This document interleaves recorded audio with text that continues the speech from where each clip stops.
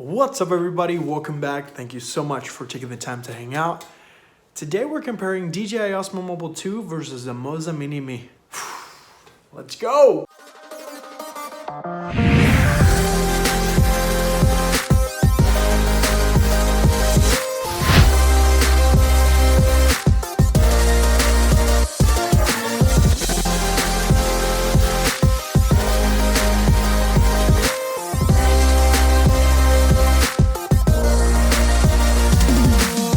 Alright guys, for this comparison, we're going to go practical and straight to the point.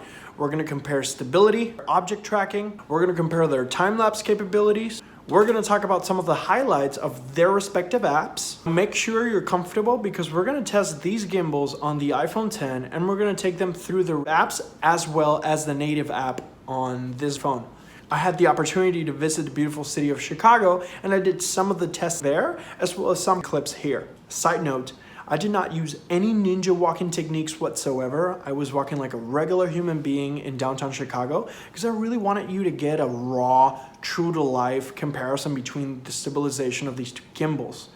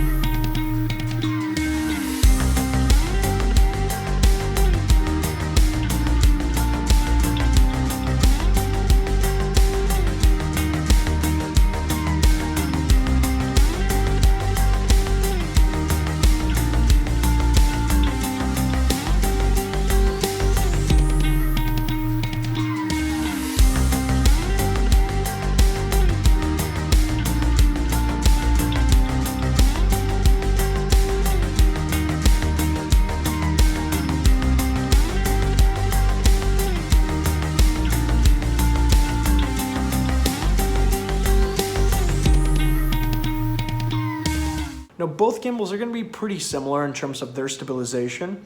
There is no denying that using the native camera app or enabling the electronic image stabilization on the Moza Mini-MI definitely makes it a little bit smoother.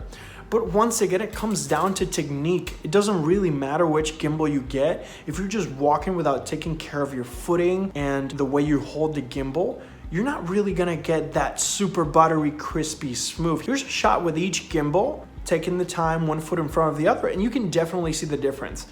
if I don't label these clips, you probably wouldn't even know which one is which. So it comes to show that it really doesn't matter what type of gimbal you get, the stabilization is gonna be pretty good on either or. Let me know in the comment section down below which one was your favorite, stabilization wise. Now the Moza Mini-MI caught me by surprise with its object tracking. I'm not gonna lie, I had super low expectations, and even though I did a test already and I shared the 5 reasons why I like the Moza Mini-MI, and this was one of them, the object tracking actually performed really good. It is not perfect. It was able to keep me in the frame most times. It did get confused here and there with some trash cans and some different, colors in the trees and stuff like that. But the fact that it has 360-degree spinning makes it super hard to resist. If you're a reporter, if you're vlogging and you're just trying to get different perspectives, you can do object tracking on something that could go around the gimbal, and for the most part, it's gonna track. For some reason, it was still catching on to like the very edges of my ear or different objects, but I was definitely surprised. I feel this is like the second best active tracking. Now, I've said it many times, the DJI Osmo Mobile has the best object tracking I've seen so far. It literally stayed on me for the whole clip. Even if I walked too far, it gave me the warning that it was gonna be a little bit smaller than usual, so it might lose my target, but it never did. And it's so snappy, it feels like something's attached to the image. And I don't know, I'm under the impression that there's more data as far as color and depth that other gimbals are not quite utilizing.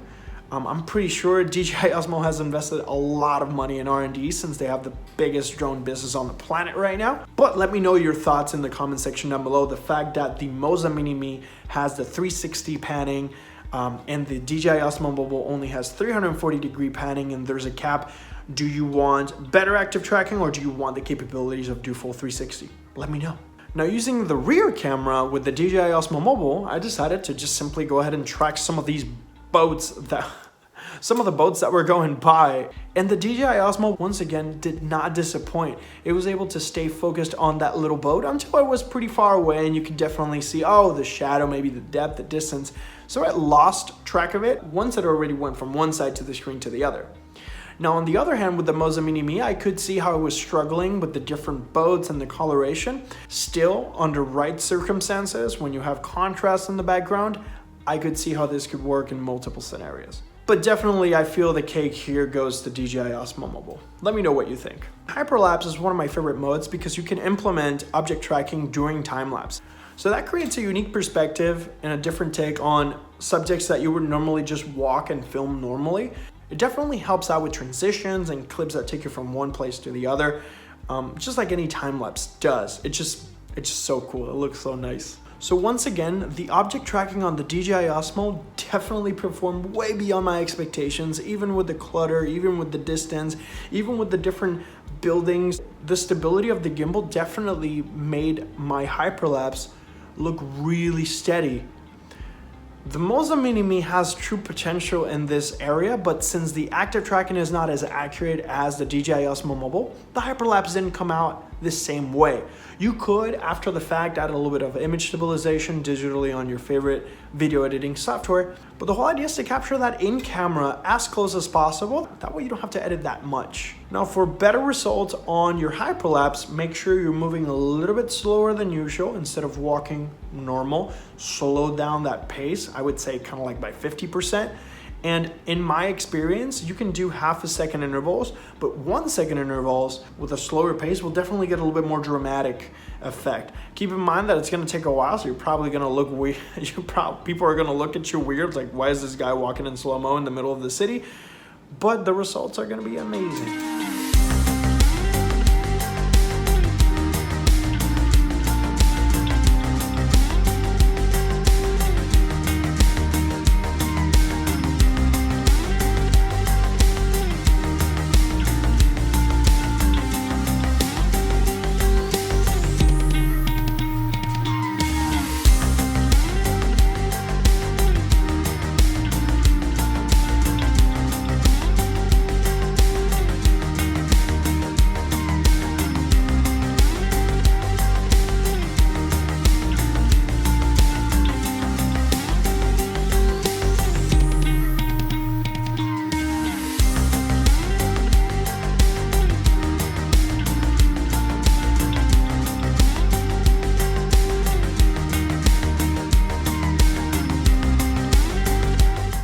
about the time lapse and all the different time lapse modes, another heavy hitter is the motion lapse.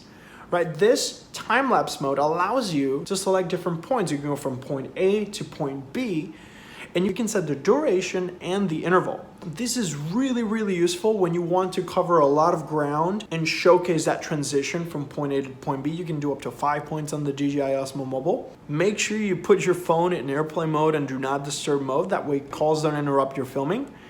But I feel this is one of the best things about the DJI Osmo and the DJI Go app, the ability for you to be able to capture your favorite moments in a completely different perspective. Now, the Moza Mini-MI has a time-lapse mode. It's half-a-second intervals, and it does not rotate.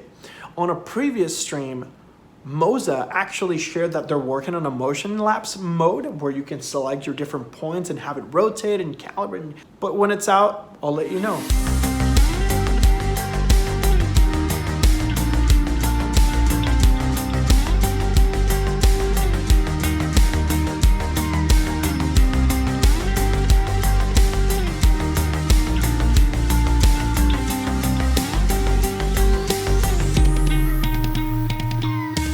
Alright guys, so software-wise, the DJI Go app allows you to record full 4K at 30 frames per second. 60 FPS at 4K is MIA. I personally shoot everything at 1080-60 because I do want the flexibility of slowing things down sporadically whenever I'm not really planning it. Sometimes I'm in a situation where, oh, that would look really cool slow-mo. So I record 60 for that same reason, but you do have also a slow motion mode. The DJI Go app also has some extracurricular modes like panoramic shots and nighttime modes like light trails and long exposure. You can control the zoom with the slider on the DJI Osmo Mobile 2, and you have a mode button that switches between follow and lock mode. The DJI Osmo Mobile 2 comes with a full-size USB port, which you can use to charge your device when you're recording for extended periods of time. And the Osmo Mobile 2 supports portrait and landscape orientation just by flipping the phone grip.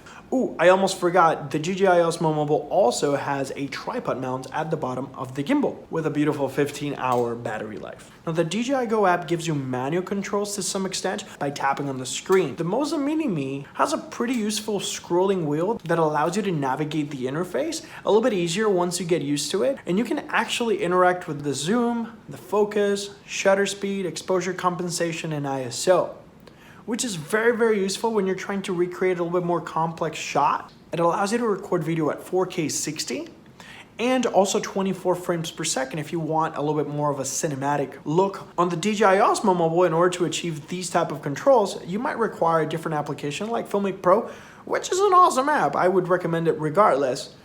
But it's kind of cool to have everything in the package straight to the point right there and there. The DJI Osmo Mobile has support for 202 grams of payload, while the Moza Mini-MI has a whooping 300 grams of payload, which opens up the potential of including microphones, lenses without any extra counterweights.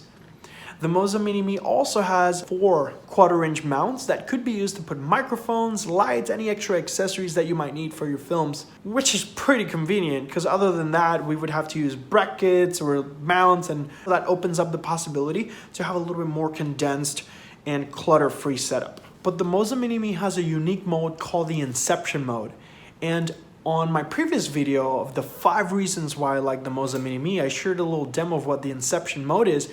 But in reality, what this is going to do is going to automatically set the gimbal into torch position, and you can then interact with the roll of the gimbal and record some really cool upside down inception.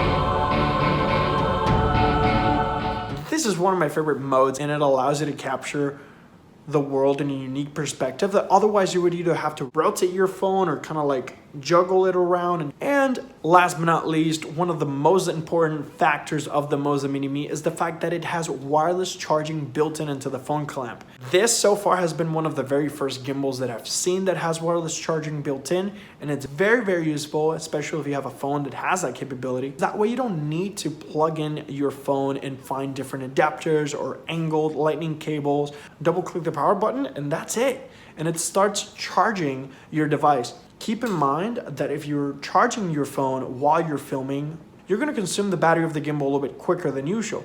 So you might benefit from having like a battery backup, something like this that allows you to connect your devices via USB port. And since the Moza Mini-MI has a full-size USB port in the back of the arm, you're ready to go, you're set. You'll be able to record longer time lapses or just simply overall recharge the gimbal when you're just taking a small break. Now the DJI Osmo Mobile is priced at $129. The Moza Mini-MI is priced at $109 right now on their website, which is fantastic. That could be a pro of its own. Let me know your thoughts in the comment section down below. If you have your own questions and suggestions, drop them down there so we can continue to make content that's relevant to you. Everything I use is in the description. Until next time, peace.